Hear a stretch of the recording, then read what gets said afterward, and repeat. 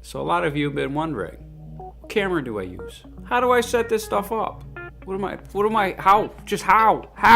do I do it? This is how.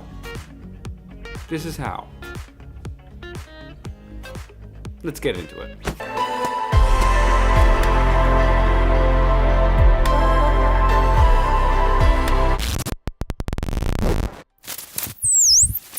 Let me show you what I have set up.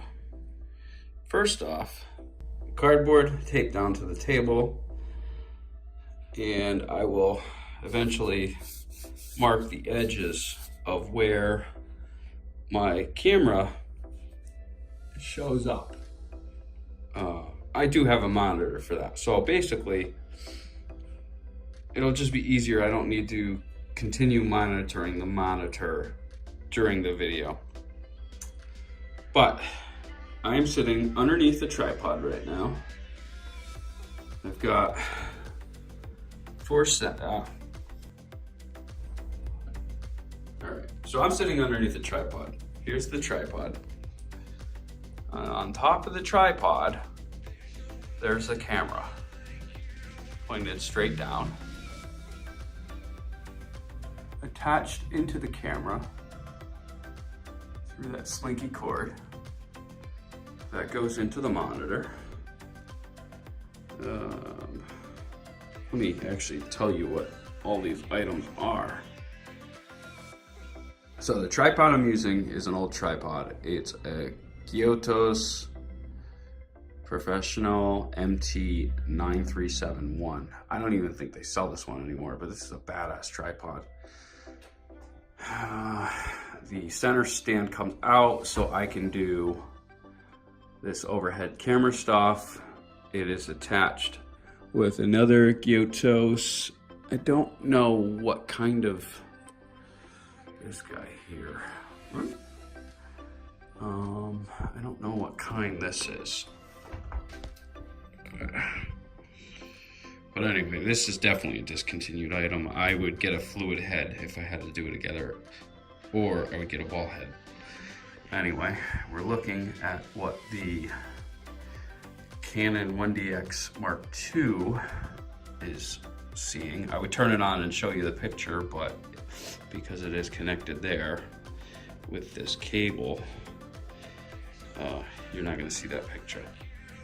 So anyways, that's filming down. Then this is, oh God, this is a small HD 701 light.